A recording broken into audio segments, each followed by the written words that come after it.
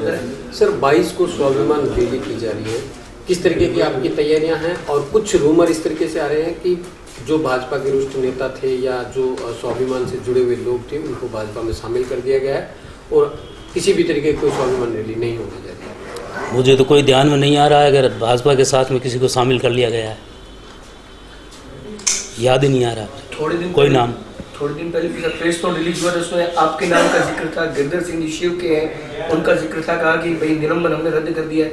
वो सारी मदन लाल जी सैनी जो प्रदेश अध्यक्ष बीजेपी की, सिग्नेचर भी उनके। मेरे पास में ऐसा कोई लेटर अभी तक भी नहीं है।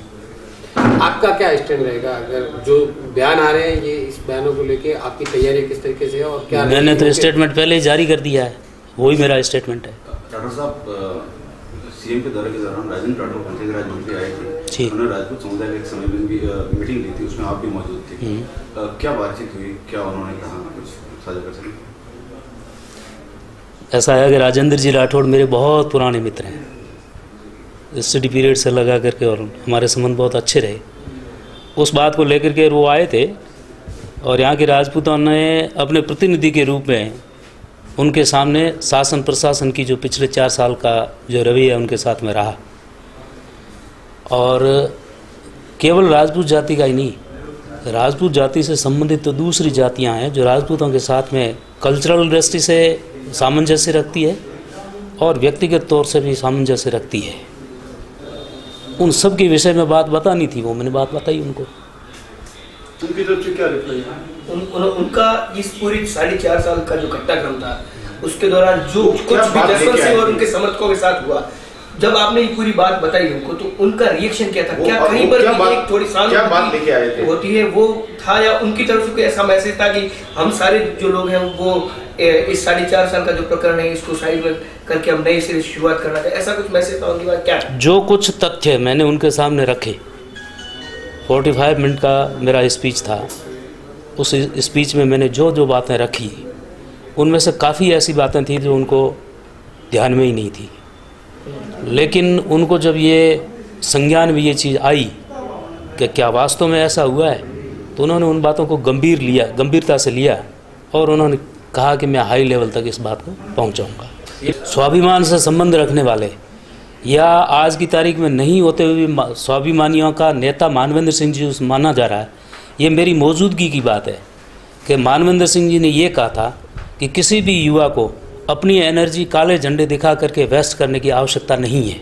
हम रचनात्मक चीज़ में विश्वास रखते हैं और बराए मेहरबानी आप ऐसा कुछ भी नहीं करना। अगर किसी ने ऐसा किया है तो उन्होंने अपने इंडिविजुअल लेवल के ऊपर किया है। अब रही बात पकड़ने की, उनकी बात है, तो ये तो एक इतना छोटा मामला, इसमें कौन सा ऑफेंस बना? कोई ऑफेंस नहीं है। ज़्यादा से ज़्यादा 151 CRPC का होता है जो फौरी शांति व्यवस्था को कायम करने के लिए होता है, और 151 का अंदर प्रोविज़न ये दिया हुआ है कि जैसे ही शांति भंग होने की संभावनाएं खत्म हो जाए उसको छोड़ दिया जाना चाहिए। बहुत सारे नेता आएंगे, बहुत सारे समाजों के लोग आएंगे, राणा राजपूत समाज के भी आएंगे, प्रजापत समाज के भी आएंगे, भील भी आएंगे, मेघवाल भी आएंगे, पुरोहित भी आएंगे, राजपूत भी आएंगे। अब उनके साथ में जो जो घटनाएं घटित हुई है, तो स्वाभाविक रूप से वो अपने अपने हिसाब से अपना राग तो अलापेगा तकलीफ़ों का।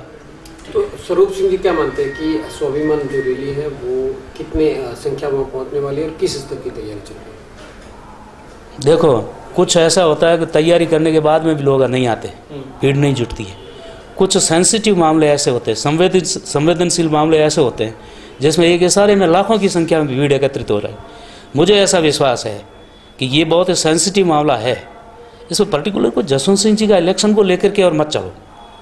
जसवंत सिंह जी के इलेक्शन के बाद में जसवंत सिंह जी के साथ में या मूल बीजेपी के कार्यकर्ता या मूल बीजेपी संगठन के या अनुषांगिक संगठनों के जो भी कार्यकर्ता थे, उनके साथ में व्यवहार किस प्रकार का किया गया, ये भी एक बहुत बड़ा इशू है। अब एक इलेक्शन को एक नज़रिए से मत देखो, बहुत सारी चीज़ें। तो ये सारे जो इश्यूज हैं, ये जब सारे एकत्रित होते हैं तो तूफान तो खड़ा होता ही।